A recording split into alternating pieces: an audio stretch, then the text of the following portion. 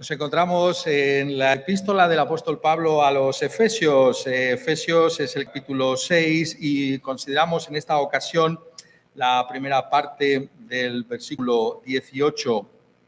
Efesios 6 y versículo 18, la primera parte donde dice: orando en todo tiempo con toda oración y súplica en el Espíritu, y velando en ello con toda perseverancia y súplica por todos los santos.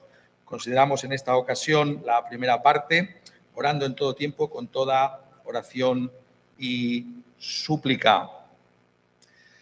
Estamos mirando en este pasaje de la Escritura cómo el apóstol Pablo, antes de despedirse de los Efesios por medio de esta epístola que ha escrito con grandes detalles, nos está trayendo también una reflexión sobre lo que él ha llamado la armadura de Dios, cómo el cristiano puede luchar las batallas del Señor, cómo debemos equiparnos conforme a la enseñanza de la palabra de Dios para poder enfrentarnos con los enemigos que todo cristiano tiene y cómo podemos realmente servir a Dios de esta manera. Lo que ha venido el apóstol recordándonos hasta este momento es que esta armadura, y esto es lo más fundamental para nosotros, fue llevada en primer lugar por nuestro Señor Jesucristo mismo.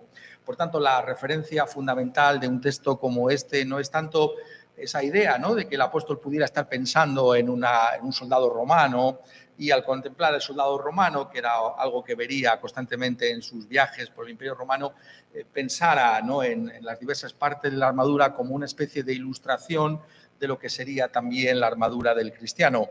Ciertamente el apóstol estaba familiarizado con estos soldados y podría haber pensado en ellos, pero lo que estamos viendo realmente es que es mucho más profundo que todo esto. El apóstol Pablo más bien tiene en mente lo que es el Antiguo Testamento y cómo allí se nos desvela que es Dios mismo en la persona del Mesías, en nuestro Señor Jesucristo, el que primero llevó esa armadura. Por tanto, al aproximarnos a un texto como este, tenemos que recordar que esa armadura fue llevada por nuestro Señor Jesucristo mismo, y esto es lo que se enseña fundamentalmente en el profeta Isaías. Es el profeta el que una y otra vez alude a esa realidad de que esa batalla fue ganada por Dios en Cristo Jesús por medio de esa armadura que él mismo llevó. Y de alguna manera podríamos pensar que hemos concluido esta exposición sobre la armadura. Alguno podría incluso pensar, a la luz de un versículo como el 18, de que realmente no tiene nada que ver, ¿no?, lo que está aquí diciendo a partir de este versículo 18 con esa armadura de Dios, porque dice: orando en todo tiempo con toda oración y súplica. Y podemos pensar, ¿qué tiene esto que ver con la armadura? Parece que aquí ya ha dejado a un lado la armadura. Y sin embargo, si así lo pensáramos, estaríamos equivocándonos gravemente, porque el apóstol nos está aquí mostrando cómo debemos empuñar esa armadura. Es decir, cómo puede ser útil esa armadura para nosotros hoy en día también, como lo fue para nuestro Señor Jesucristo, aquel que verdaderamente ganó nuestra salvación empuñando esa armadura, como nosotros en imitación a Él podemos también vivir de esa manera. Él la llevó para nuestra salvación, nosotros la llevamos ahora precisamente para poder luchar esas mismas batallas, para poder imitarle en toda nuestra manera de vivir para su propia gloria. Y por tanto, lo que dice aquí acerca de la oración no es simplemente algo accidental, es decir, algo que pudiéramos prescindir de ello. Alguno puede decir, bueno, pues si llevo la armadura, quizás lo que se dice aquí acerca de la oración no es tan importante. Sería un gravísimo error que pensáramos que la oración es algo accesorio, que no es fundamental. El apóstol, al conectarlo de esta manera, como lo hace con la armadura, notad que dice orando, de alguna manera, por medio de esta forma verbal, nos está comunicando que hay una relación entre lo que ha dicho en cuanto a la armadura y lo que continúa orando. Nos está diciendo que no podemos sino vivir de esta manera para poder luchar las batallas del Señor. Por tanto, sin oración en todo tiempo, con toda oración y súplica, y lo que continúe diciéndonos el apóstol a partir de ese momento, no podemos luchar esta batalla. Se nos está hablando aquí de la primacía de la oración en la vida cristiana. ¿Oras? Esa es la gran pregunta que tendríamos que hacernos todos y cada uno de nosotros. ¿Oramos? Pero vamos a empezar de una manera fundamental. ¿Qué es orar? ¿Qué es orar? ¿O por qué oramos? ¿Por qué oramos? ¿Qué es orar o por qué debemos orar?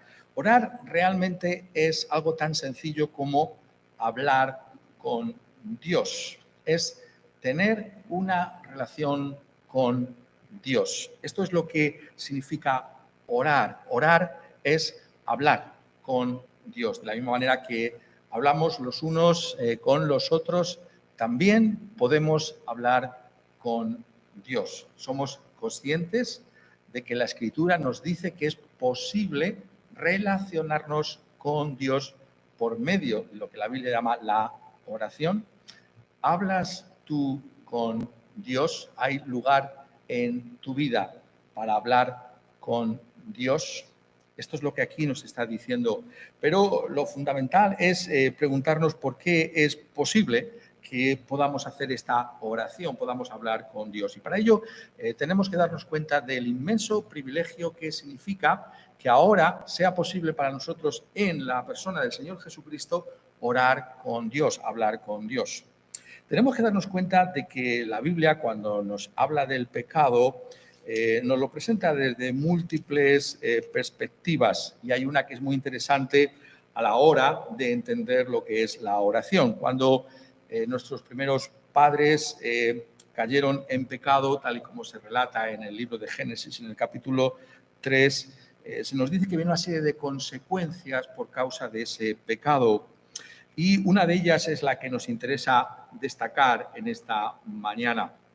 Se nos dice que después de que ellos tomaron de esa fruta prohibida, el Señor Dios llamó al hombre y le dijo: ¿dónde estás tú? El hombre estaba en ese paraíso y Dios estaba buscándolo.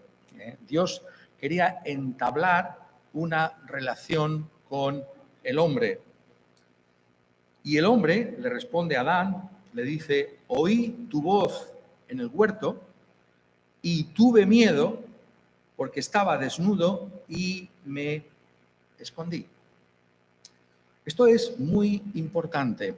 Por naturaleza, nosotros también ahora, como Adán entonces, huimos de Dios. Por eso es tan difícil orar a Dios. Por eso es tan difícil buscar a Dios en oración. ¿Por qué? Porque por naturaleza hay en nosotros el apartarnos de Dios mismo.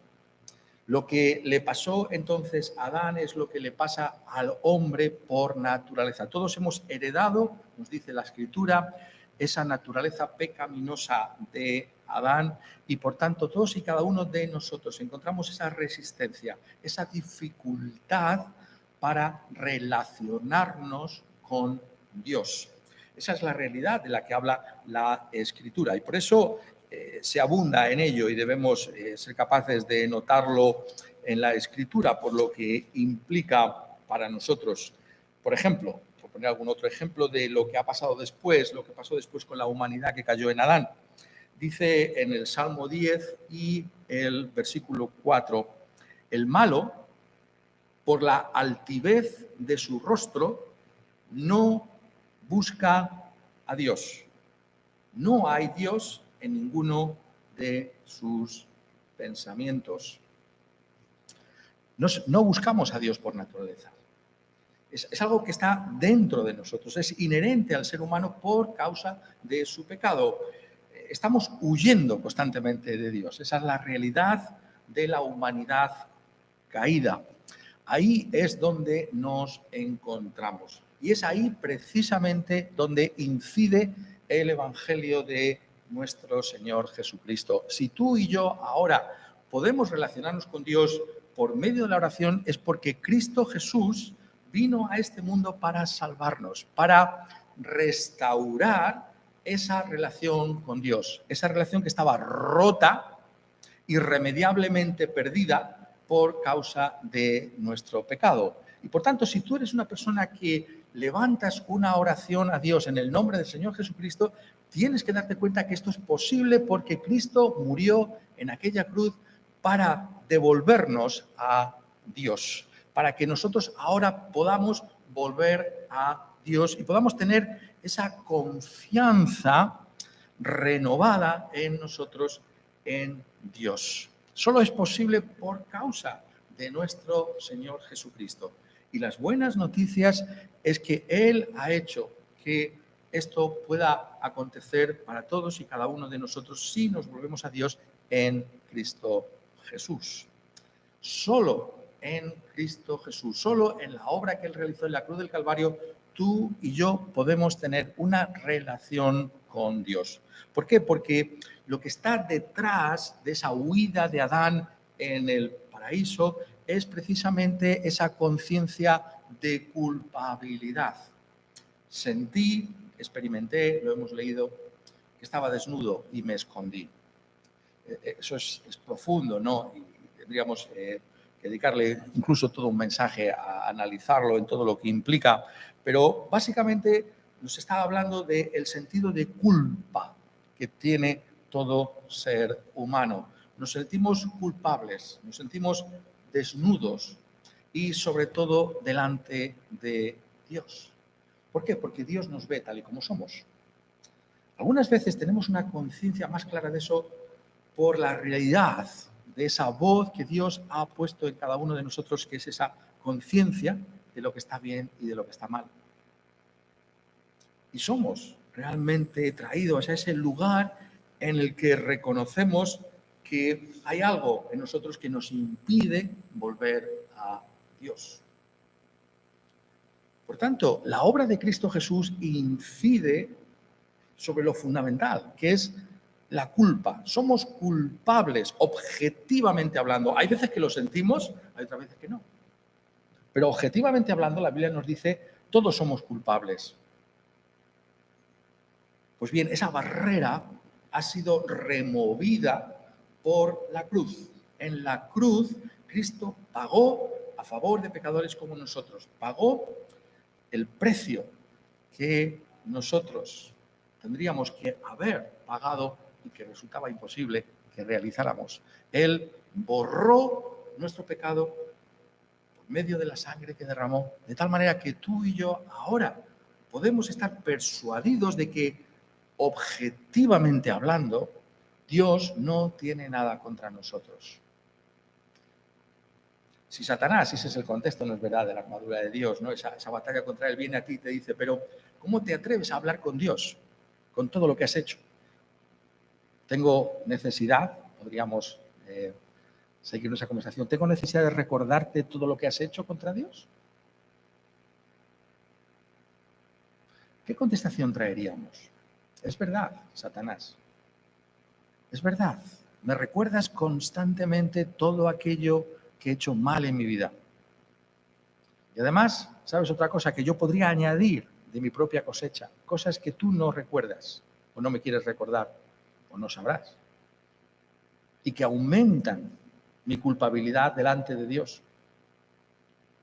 Pero Cristo pagó en la cruz por mis pecados. Él ha cubierto con su sangre mis culpas. De tal manera que ahora puedo con confianza venir delante de Dios, sabiendo que Él no tiene nada contra mí. ¿Por qué? Porque no lo siento. No, hay veces que lo siento. Siento mi propio pecado, siento la realidad de que he roto la ley de Dios, pero sé que la sangre de Jesucristo me limpia de todos mis pecados, cualesquiera que estos sean. Y por tanto puedo venir delante de Dios con esa confianza. Ahí es donde está la base para la oración. Me pregunto, os hago esta pregunta, si no oramos, ¿no será porque, en primer lugar, no somos conscientes de ese inmenso privilegio de que somos lavados en la sangre de Cristo Jesús? O poniéndolo de otra manera, antes de orar, tienes que pensar, ¿quién eras en Adán? Pero ¿quién somos ahora si estamos en Cristo Jesús? Si no pensamos en esto, entonces difícilmente vamos a levantar nuestra voz en oración a Dios. Porque constantemente vamos a pensar, somos culpables. Y es verdad, somos culpables, pero tenemos también a un abogado para con el Padre, que es Jesucristo el justo. Al orar, el cristiano tiene que tener la mente clara y recordar, yo sé que Cristo me trae de vuelta al Padre por su obra en la cruz. ¿Eres tú consciente de que solo en Cristo Jesús puedes orar? Por eso Jesús nos enseñó a orar en su nombre, en el nombre de Jesús. Esa es la cosa más básica de la oración cristiana. Pedid en mi nombre, dice el Señor. ¿Por qué? Porque es sobre la base de lo que Él hizo en la cruz que nosotros podemos acercarnos a Dios con confianza. Orar significa ser consciente de los privilegios que tenemos como iglesia del Señor. ¿Eres tú consciente de ello? Pero tenemos que seguir mirando estas cosas. La oración, entonces, es una aplicación experimental de la realidad que yo ya conozco de esa reconciliación para con Dios.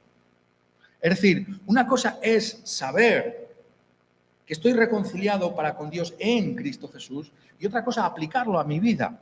Eso es la oración experimental. Es realmente decir, voy a vivir a la luz de lo que se me permite.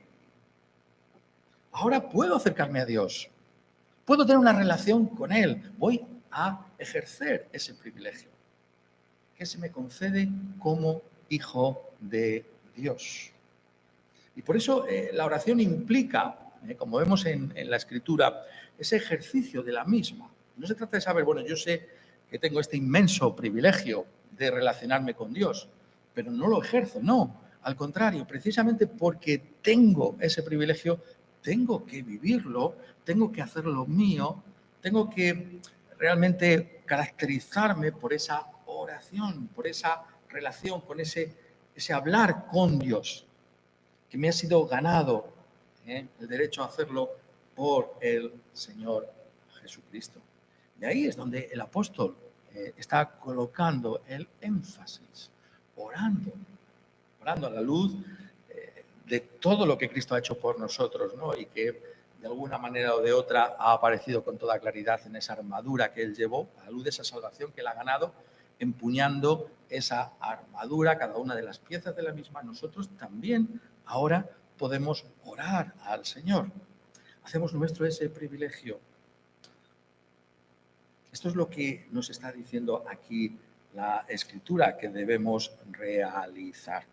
Y es que el orar de esta manera, el vivir de acuerdo a esa relación renovada que tenemos por medio de la sangre del Señor Jesucristo es la evidencia de nuestra propia conversión, Muy interesante, ¿no? Cuando el apóstol Pablo mismo, que sabéis que es el que escribe esta epístola a los Efesios, se describe su conversión.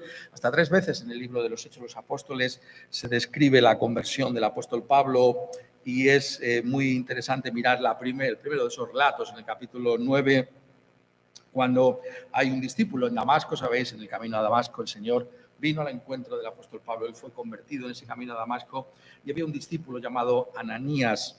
Y el Señor se apareció a este Ananías para que fuera ese instrumento que trajera esa seguridad de salvación al apóstol después de esa experiencia de que Dios había estado con él. Es algo inusual la conversión del apóstol Pablo en ese sentido, pero a lo que voy es que el Señor le dice en visión a Ananías, y él respondió, heme aquí, Señor. Y el Señor le dijo, levántate y ve a la calle que se llama Derecha y busca en casa de Judas a uno llamado Saulo de Tarso. Porque he aquí, él ora. ¿No parece chocante la manera en que se identifica a Pablo delante de Ananías? He aquí, él ora. ¿Cuál es la evidencia de que somos cristianos? Necesariamente tiene que ser una relación con Dios, un hablar con Dios. Porque esto es lo que perdimos en el paraíso en Adán, pero que nos ha sido restituido en Cristo Jesús.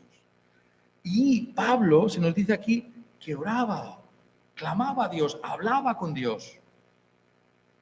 Por primera vez en su vida no era simplemente algo religioso. Sabéis que él había sido educado como un fariseo religioso, pero sin conocer a Dios. Se puede ser muy religioso y no hablar realmente con Dios, no tener una relación con Dios. Pablo, por primera vez en su vida, él ora, es decir, tiene una relación verdadera con Dios. Podría haber hablado con Dios en su tiempo de religioso, podemos hablar con Dios antes de conocerle en ese sentido, pero desde el punto de vista de la Escritura, verdaderamente, la oración verdadera es aquella que se realiza cuando estamos en Cristo Jesús. Y entonces sí que oramos a Dios y sí que nos relacionamos con Él. ¿Hay algo de esto en tu vida también? Es la evidencia de que somos creyentes. Encontramos en nosotros ese deseo de orar a Dios, de clamar a Él. Realmente la Escritura presenta así al creyente como alguien que se caracteriza porque habla con Dios. Hablas tú con Dios. Eso es lo que nos está diciendo. Y esto es fundamental porque realmente es la esencia de la salvación. ¿Para qué fuimos salvos? Fuimos salvos para relacionarnos con Dios todos los días de nuestra vida y por toda la eternidad. ¿En qué consistirá el cielo? Ese cielo nuevo, esa tierra nueva que Dios ha prometido para aquellos que le aman. Se nos dice en la Escritura que es esa relación creciente con Dios en Cristo Jesús. Cuando hablamos con Dios, de alguna manera estamos expresando lo que es esencial, lo que realmente es la salvación, que podamos relacionarnos con Él. Tenemos que darnos cuenta de que es aquello que va a subsistir para siempre. No vamos a entrar en ello, por supuesto, en los términos en que podríamos hacerlo a la luz de la Escritura, pero vamos a hablar acerca del futuro en la Escritura, ese cielo nuevo, esa tierra nueva. Se nos está hablando de un universo renovado.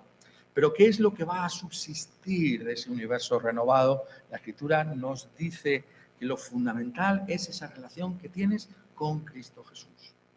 Es decir, lo que hay de real y de genuino en tu vida, en esa comunicación con Cristo, eso es lo que vas a tener allí, en ese cielo nuevo y en esa tierra nueva. De una manera mucho más gloriosa, de una manera mucho más perfecta, de una manera creciente. Pero esa relación que has entablado ya con Cristo aquí y ahora es tu identidad final. Es lo que te va a definir por toda la eternidad. Porque este mundo va a ser cambiado, va a ser renovado. No podemos imaginarnos todo lo que nos será quitado de en medio. Todo lo que tenga que ver con el pecado, por supuesto. Pero lo que subsiste es esa relación con Cristo Jesús. He aquí el ora. Esto es lo que no nos será quitado. Somos conscientes, por tanto, de lo que aquí se nos trae. Ejercemos este privilegio y la manera en que nosotros buscamos profundizar en esa realidad es recordar que Dios es nuestro Padre, nuestro Padre. La salvación implica ser conscientes de que hemos sido salvos para que podamos invocar a Dios como Padre. En la oración modelo que Jesús dejó a su iglesia, ¿cómo comienza? Padre nuestro, que estás en los cielos. Padre nuestro. Cuando vengas delante de Dios, si estás en Cristo Jesús, Dios es tu Padre. Y nadie puede quitarte esa relación que tienes con Dios como tu Padre. Como ese Padre que por amor a nosotros envió y dio a muerte de cruz lo mejor que tenía, que era a su propio Hijo, nuestro Señor Jesucristo. Él es nuestro Padre y por tanto es con esa confianza filial con la que debemos acudir a Dios en todo momento y ocasión. Antes de orar o cuando te encuentres en circunstancias en las que digas, ¿cómo puedo orar? ¿No? Esa perplejidad que a veces viene a nuestra vida. ¿Cómo puedo llorar en estas circunstancias? Recuerda que Dios es tu Padre y que siempre escucha el clamor de sus hijos. Y ahí el gran privilegio que se nos concede. Pero dice orando. Hemos visto lo que es orar. Lo dice algo más. Dice en todo tiempo, con toda oración y súplica. Orando en todo tiempo. Orando en todo tiempo.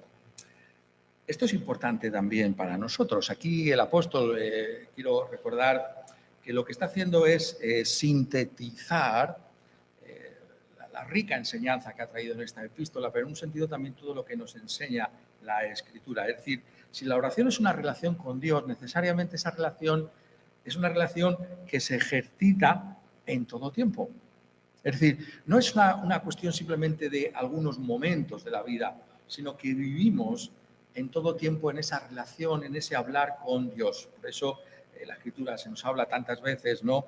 De que oremos sin cesar a Dios. Orad sin cesar. ¿Cómo es eso posible? Porque esa relación se mantiene con Dios, porque Dios es un espíritu y es nuestro espíritu el que está en contacto con Él, y por tanto es posible orar a Dios en todo tiempo. Y la Escritura nos da muchas veces ejemplos, ¿no? Personajes bíblicos, ¿no? Que vemos que tienen alguna circunstancia difícil y vemos cómo levantan una oración en ese momento. Señor, ayúdame, bendíceme, ¿no? Son oraciones muy cortas, muy sencillas, pero que expresan esa relación y esa confianza en Dios como Padre en el Señor Jesucristo. Qué inmenso privilegio, ¿no? De orar en cualquier circunstancia. ¿Por qué dice eso? ¿Por qué digo esto ahora? Porque cuando dice en todo tiempo, no simplemente está haciendo una referencia aquí a que las 24 horas del día es posible hablar con Dios. Eso, como os acabo de decir, se puede sacar de otros pasajes. Pero realmente lo que aquí quiere enfatizar el apóstol con esa palabra tiempo es las ocasiones y las circunstancias de la vida. Es una palabra que es complicada, como tantas veces, ¿no? Pasa con los originales, ¿no? De realmente traducir al castellano lo que exactamente significa en el original. Pero la idea es que en esta vida nuestras circunstancias son variables, ¿no es verdad? Hay momentos, por una manera muy sencilla, en que las cosas no son favorables, ¿no? Y estamos contentos. Pero tantas y tantas veces en esta vida tenemos aflicciones y dificultades. Y la vida consiste precisamente en una mezcla de ambas cosas, ¿no es verdad? Momentos de alegría, de euforia, pero también momentos de tristeza, de dolor.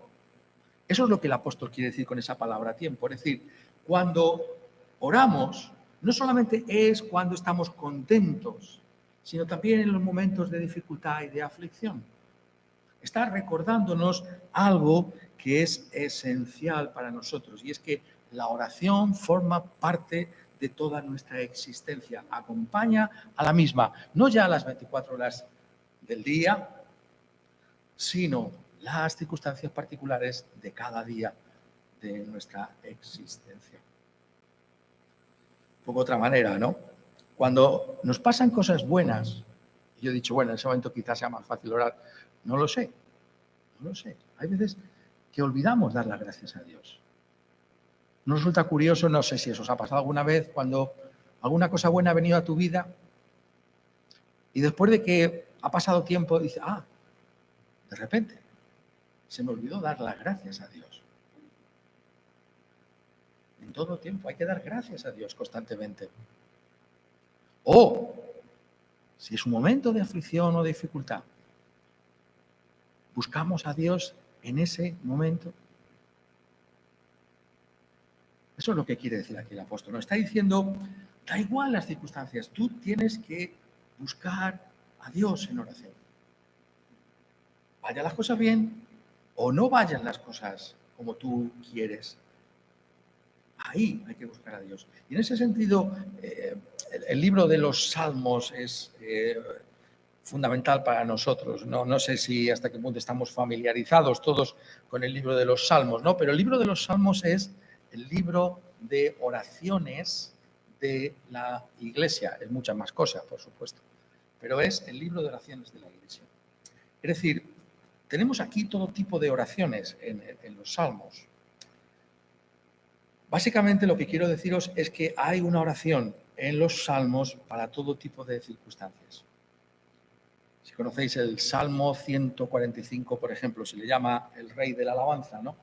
Te exaltaré, mi Dios, mi Rey, y bendeciré tu nombre eternamente y para siempre. Cada día te bendeciré. Ese salmo está lleno de alabanza a Dios. ¿Cuántas cosas buenas ha traído? Tenemos la salvación no se nos puede ser quitada. Cantamos alegres a Dios. El Salmo 100 también, tan conocido, lo hemos cantado hace un momento. Porque venimos a los atrios de Dios, sabiendo que Él es nuestro Padre, que nosotros somos su pueblo, somos su iglesia, que nadie nos puede arrebatar de las manos del Señor Jesucristo ni del Padre. Venimos en esos tiempos de alabanza al Señor. Eso está en los salmos. Pero también en los salmos encontramos salmos para momentos de lamento, de pérdida, de pecado, de todo tipo de dificultades. Eso está también en los salmos. Si queréis leer un salmo realmente oscuro, el más oscuro de todos, el 88,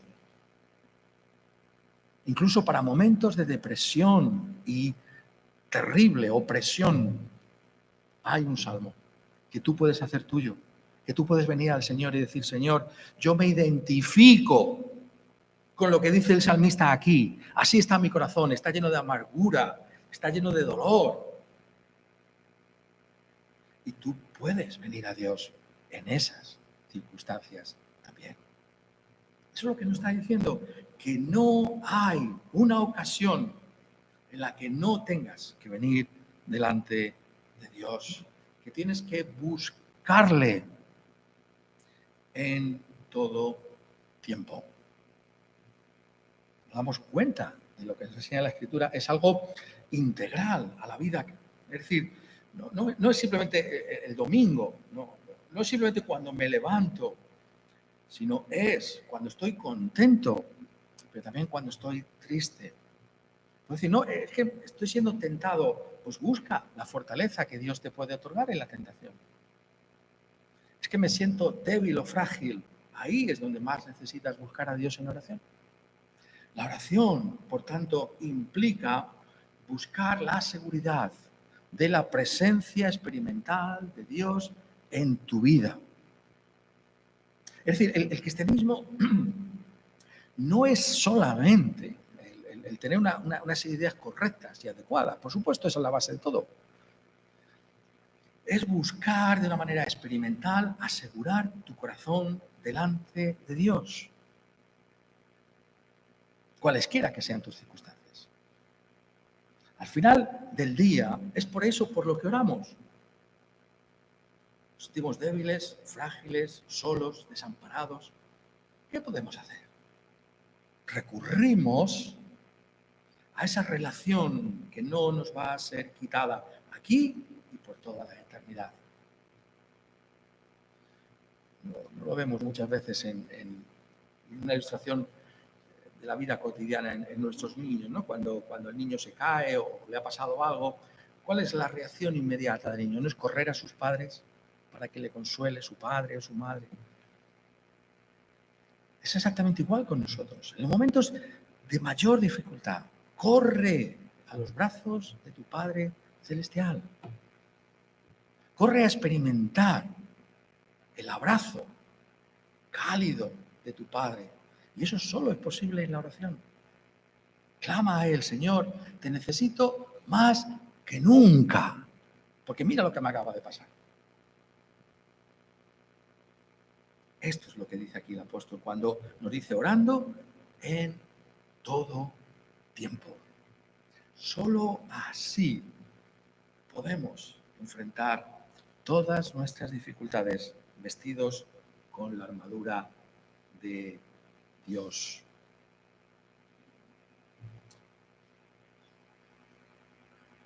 Pero no haríamos justicia finalmente a un texto como este si no recordásemos lo que venimos diciendo que es la clave de todo. ¿Quién llevó esta armadura? Primero, Cristo. ¿Quién ora? ¿Quién tiene esa relación con Dios el Padre? Sino Él. ¿Qué relación hay como esa? Hay una relación entre el Padre y el Hijo, que es una relación extraordinaria, maravillosa, única, perfecta. La oración del Señor Jesucristo, la relación con su Padre. Esto es lo que una y otra vez se nos dice en la Escritura. Lo que debería llenar de admiración nuestra vida es contemplar cómo el Padre tiene una relación única con su Hijo y cómo su Hijo tiene esa confianza que no puede parecerse con ninguna otra cosa con su Padre. Y lo vemos constantemente en el ministerio de nuestro Señor Jesucristo. Lo vemos tal y como se anticipa ya ese ministerio en el Antiguo Testamento y lo vemos en su ministerio en la tierra. ¿Qué es lo que caracteriza a Jesús? ¿Lo habéis pensado alguna vez cuando leemos en los Evangelios? ¿Acaso no es la relación que tiene con su Padre? Todos los evangelistas llaman la atención sobre eso, pero particularmente lo hace Juan. ¿Habéis pensado alguna vez? Juan, que tenía esa relación tan especial con el Señor Jesucristo, es el que llama la atención sobre la relación tan especial que el Padre tenía con el Hijo o que Cristo tenía con su Padre. Y vemos constantemente cómo Cristo desvela algo de la profundidad y de la riqueza de esa relación con su Padre. Esa relación es única y maravillosa. Es la relación de Cristo con su Padre, que es la base de nuestra salvación. Es precisamente porque Cristo tuvo esa relación y tiene esa relación ahora con su Padre que nosotros somos salvos, porque es en la realización de esa voluntad que nosotros somos salvos. La voluntad del Padre es que Él diera su vida en rescate por nosotros en la cruz. Eso es lo que hizo. Tuvo esa relación y fue sostenido en su ministerio, a pesar de todos sus enemigos, por causa y en esa relación con su Padre. Así es como podemos entender la vida del Señor Jesucristo. Lo vemos en momentos culminantes de la misma, cuando está en Getsemaní, en la antesala de la cruz del Calvario, y vemos la completa humanidad del hombre Jesús, porque viene y le dice: Padre, si quieres, pasa de mí esta copa, pero no se haga mi voluntad, sino la tuya. Y ahí la relación con Él. En oración se nos dice que oró, que clamó a ese Padre suyo. Y se nos dice, el evangelista Lucas lo dice, y se le apareció un ángel del cielo para fortalecerle. Es en esa relación con su Padre que fue fortalecido. La oración es donde encontramos la fortaleza de Dios, como Cristo la encontró en su propio ministerio. Es en esa relación que somos salvos. Y es en esa oración de Cristo Jesús que tú y yo podemos estar seguros de llevar adelante la obra de Dios en nuestra vida por medio de esa armadura que nosotros también estamos llevando ahora. ¿Cuál es el consuelo del cristiano? Un poco de esta otra manera. ¿Qué horas? Oh, cómo lamentamos la fragilidad, la debilidad, la ausencia tantas veces de esa oración en nuestras vidas. ¿O no? Decaemos. Nos olvidamos de Dios. Pero el consuelo del Evangelio es que Cristo no deja de orar por nosotros. Leíamos en Romanos ese capítulo extraordinario, el capítulo 8 de Romanos, cuando el apóstol detalla todo lo que Cristo es para con su iglesia. Dice el apóstol: ¿quién es el que condenará? Cristo es el que murió, más aún el que también resucitó, el que además está a la diestra de Dios, el que también intercede por nosotros. Ahí es donde está tu salvación y la mía. No en que somos fieles a Dios. Tantas veces somos infieles en la oración, en la relación con Él. Nuestra salvación está en que Él intercede por nosotros. Tu fortaleza está en recordar que aunque tú no ores, y tienes que orar. Pero aunque tú no oraras, Él está orando por ti. Él está pidiendo por ti. Sobre la base de su obra en la cruz, sobre la realidad de la resurrección suya, sobre el hecho de que está sentado a la diestra de Dios, Él está orando por ti. ¿Recordáis a los discípulos? Oh, Pedro le dice, yo no te voy a negar, esto puede ser que te nieguen, pero yo no. ¿Qué le dice el Señor? Tú también me vas a negar. Pero, ¿qué es lo que hace la diferencia? Yo he rogado por ti, dice Jesús a Pedro, para que tu fe no falte. ¿Por qué sigues teniendo fe hoy? Porque Cristo ruega por ti. Y no deja de rogar por ti. Ese es el Evangelio. Cristo está llevando la armadura en ese sentido también. Está orando por su iglesia. Está orando por nosotros para que seamos perfectos, para que perseveremos hasta el fin de nuestros días en sus caminos. Esa es la gloria de nuestra salvación, que tenemos, como dice en la epístola a los Hebreos, a un sumo sacerdote que vive siempre para interceder por nosotros. Él está vivo y Él pide por ti, orando en todo tiempo por la iglesia. Y ahí nuestra confianza. He ahí nuestra motivación para clamar a Él, Señor, gloria a ti, porque tú intercedes por mí, porque tú pides por mí, porque tú no te olvidas de mí. Esa es la confianza con la que nosotros también debemos desarrollar esa relación con Dios que Él ganó para nosotros, esa relación que se encuentra en el perdón de nuestros pecados, en la salvación y la vida eterna que tenemos en Él y que se expresa en oración, en hablar con Él. Quiera Él, por tanto, que nosotros también podamos orar en todo tiempo. Que Él nos ayude para que Él sea glorificado en esa relación que tengamos con Él, que comienza aquí y que durará por toda la eternidad. Amén.